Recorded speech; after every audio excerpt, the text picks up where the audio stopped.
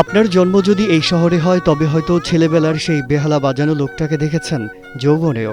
ঝোলা কাঁধে বেহালা হাতে হেঁটে হেঁটে ৫ দশক ধরে মানুষের মাঝে আনন্দ বিলাচ্ছেন। আর আনন্দ বিলানো এই মানুষটার জন্ম পুরান ঢাকার চানখারপুলে। নাম সালাউদ্দিন। সালাউদ্দিনের বাবা ছিলেন বেহালা বাদক। সূর্য দীঘল বাড়ি, সুরজ মিয়া, নীল আকাশের নিচের মতো সিনেমায় বাজিয়েছেন বেহালা। বাবার কাছ থেকেই বেহালার হাতে খড়িদার। সুরের প্রেমে পড়ে প্রাথমিকের গণ্ডিও পার করা হয়নি। সেই থেকে এভাবেই সুরের মঞ্চনায় মাতিয়ে রাখছেন সবাইকে। হ্যাঁ, ঘুরে ঘুরে বাজাতাম, বিভিন্ন এলাকায় চলে যেতাম, বাজাতাম, বিক্রি করতাম ছেলেদের কাছে। হ্যাঁ, আমিও ওনার কাছে শিখেছি। লাস্টে ভুল এটাই করলাম যে আমার শিক্ষাগত নাই, আমি লেখাপড়া জানি না। যদি লেখাপড়া জানতাম তাহলে আমি অনেক সুখে থাকতে পারতাম, শান্তিতে থাকতে পারতাম। সাধারণত বেহালায় 4টি তার থাকে, কিন্তু সালাউদ্দিনেরটি এক তারের। বাঁশ, মাটি আর ঘোড়ার লোমের সমন্বয়ে তৈরি এই বেহালার নাম দিয়েছেন বাংলা বেহালা। এক তারেই সবকটি সুর তুলতে সিদ্ধহস্ত। বাংলা তো বটেই, একবার শুনলেই তুলতে পারেন হিন্দি, ইংরেজি সহ যে কোনো গানের সুর।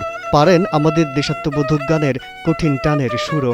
সালাউদ্দিনের বেহালার মূল কাঠামো বাঁশের। মুলিবাস, এটা একটা তার, দোতারার তার, ইস্পাত তার, এটা চামড়া, এটা মাটির পাত্র। এটা হলো ঘোড়ার লেজের তৈরি। এই আপনি তৈরি করেন? হ্যাঁ, এটা দিয়ে তৈরি করেছি বাংলা একতারের বেহালা। এগুলো হলো প্লাস্টিক। এটা হ্যাঁ, নর্মাল প্লাস্টিক। এটা হলো ঘোড়ার লেজ। ঘোড়ার লেজ, হ্যাঁ। এগুলো বিশেষত্ব কি? ঘোড়ার লেজ হলে সুবিধা কি আর অসুবিধা? ঘোড়ার লেজটা অনেক সুবিধা হয়, সুর ক্লিয়ার হয়। সব মশার বিরুদ্ধে সুরক্ষা দিতে এলো বসুন্ধরা এক্সট্রিম অ্যারোসল। মশার বিরুদ্ধে এক্সট্রিম সুরক্ষা। যারা শিকার জন্য নেয় তাদের জন্য ঘোড়ার লেজের তৈরি করে দিলে তারা মনে করে সুরটা বাজালে সুরটা পানির মতন স্পষ্ট আসবে। আর এগুলো হলো বাচ্চাদের জন্য। এ পর্যন্ত অনেকেই সালাউদ্দিনের কাছে এসেছেন বেহালা শিখতে। ধৈর্য হারা হয়ে অল্প সময়েই সটকে পড়েছেন অনেকে। গেল কয়েক মাস ধরে তার কাছে বেহালা শিখছেন মোহাম্মদ মানিক। একটি বেসরকারি হাসপাতালে চাকরি করেন এই তরুণ। গরুর সম্পর্কে তার অভিব্যক্তি জানালেন নিজেই। আমি বললাম, যদি শিখায় যান তাহলে তো ভালো। এটা বংশ, আপনাদের বংশতে ছিল, এরপরে কাউকে দেখি নাই, আমার মনে হয় না। আমি ছোটকাল থেকেই দেখছি এটা আপনারাই বাজান, আর কেউই নাই। তাহলে বললো ঠিক আছে, তাহলে তুমি আমার বাসায় আইসো। তো ওইখান থেকে ওনার কাছে যাই। কত মাস ধরে শিখতেছেন আপনি? আমি 2 মাস ধরে শিখতেছি। একটা সারগাম, 2টা গান এখন বাজাইতে পারি। অন্যের মাধ্যমে বলতে পারি না, আমার মাধ্যমে এটা অনেকটা টিকে থাকবে, কারণ আমি রিসেন্টলি এটা প্রচারণা করার জন্য নিজেই বের হব।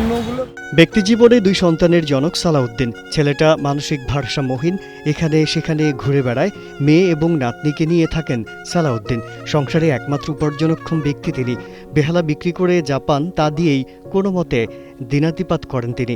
জিনিসপত্রের দাম যে হারে বাড়ছে তাতে আর কুলিয়ে উঠতে পারছেন না। কষ্ট চলতে হয়, কিন্তু কষ্টের দুঃখটা আমি বলতেও পারি না কারো কাছে। যখন এটা বন্ধ থাকে তখন আমার ভিতরে অনেক ঢেউ আসে, যা আমি নিজে ঘরে বসে বসে আমি নিজে কাঁদি যে মালিক আমি কি করব।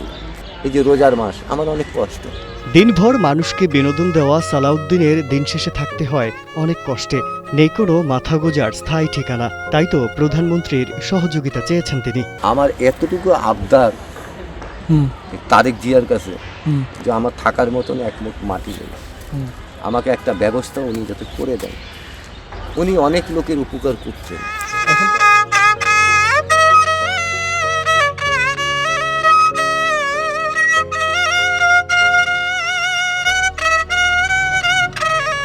পিন্টু রঞ্জন অর্কের পাঠানো তথ্য ও ভিডিও চিত্রে ডেস্ক রিপোর্ট, কালের কণ্ঠ।